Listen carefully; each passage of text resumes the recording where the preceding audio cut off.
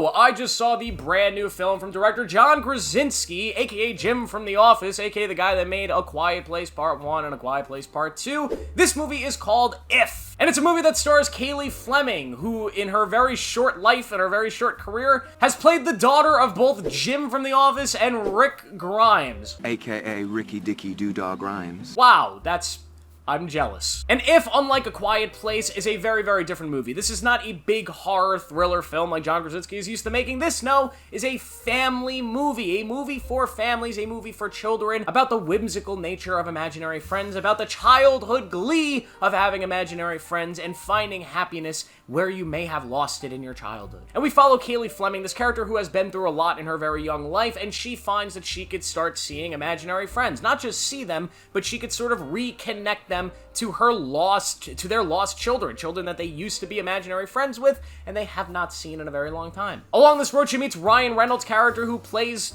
Ryan Reynolds, and he's this dude who could also see imaginary friends. So they're kind of like this team that have to work together to unite these children with their imaginary friends. Let me talk about this movie. There's a lot this movie does right. First things first, the score of this movie is the first thing that stood out to me without a doubt. The score in this film is absolutely beautiful. It captures the epic fantasy type whimsical vibe that I think they were going for. It's magical. It almost feels like Disney.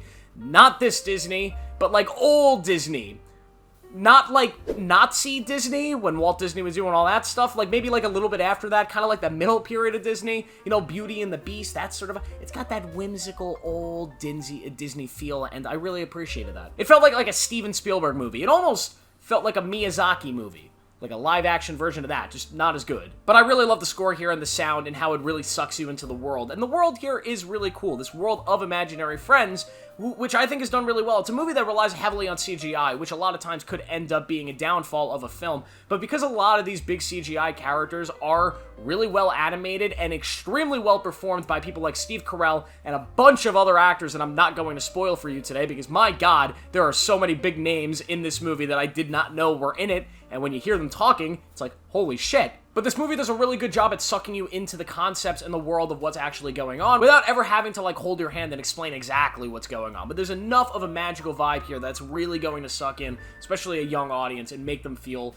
a sense of happiness and glee, and it does something that you don't really see in a lot of family movies anymore, which I really appreciate. Yet again, I think the best comparison is kind of like that live-action, weird Miyazaki vibe, where those films are kind of, you know, they never explain to you the worlds 100%, but they just kind of make you feel the worlds and experience them. And I think, obviously, Miyazaki being animated and being a better writer, and I think all of that makes those movies a lot better than what this movie does, but still kind of that vibe. And I mentioned writing, and that's kind of where my problems with this movie start. I feel like this movie has an issue with its script when it comes to actually structuring the story here. For example, I think a major keynote of this film is this main character, Cailey Fleming's character, who is this character who needs to rediscover her childhood and rediscover the happiness of her childhood because she's been through some shit.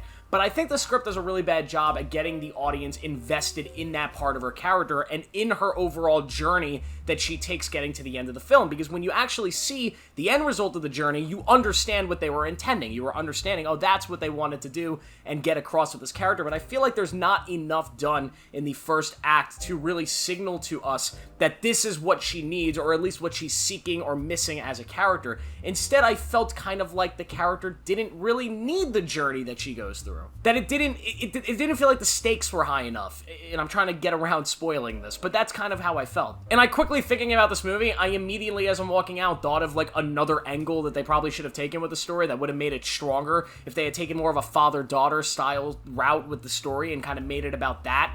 And I think that could have been better, but I'm stupid, and I'm not going to sit here and say that I could have written a better version of this, because I couldn't have. But I'm just saying, I think the direction that they took was a little undercooked, and I did not love the structure of how they went about this story. But yet again, I think they do enough in the fantasy element of this and the vibes that I think general audiences and families are really going to cling on to this, because this movie is extremely emotional. It's got a heavy emotional gut punch to it that I think, like, the person I saw the movie with was crying and laughing and all that stuff. I'm telling you, there's not much that makes me cry in movies. That's why I make the big deal out of the certified Joe Marchione tier. There's not much. On an off note, I did just watch the final couple episodes of The Leftovers again, like a rewatch of it, and I bawled like a baby listening to Nora tell her story.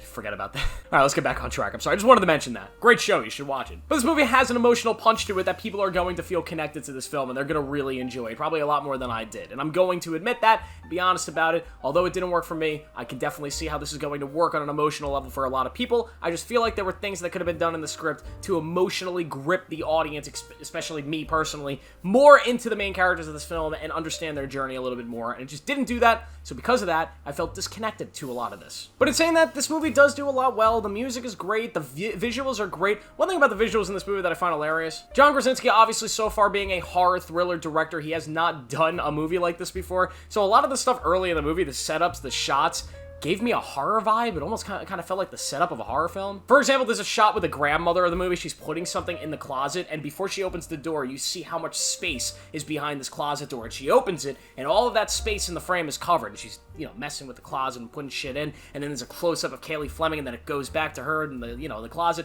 And then she quickly shuts the door. And it's one of those simple horror shots where you're expecting something to be behind the door, just in how it's framed, how the characters are all looking at it, and that's just what you're expecting. And it's weird, because this is a family movie designed for kids, and I'm like, wow, clearly the psychology of a horror director making a family movie cannot escape the horror aspects of his filmmaking. Thought that was interesting. I've never seen that before, but it makes sense psychologically.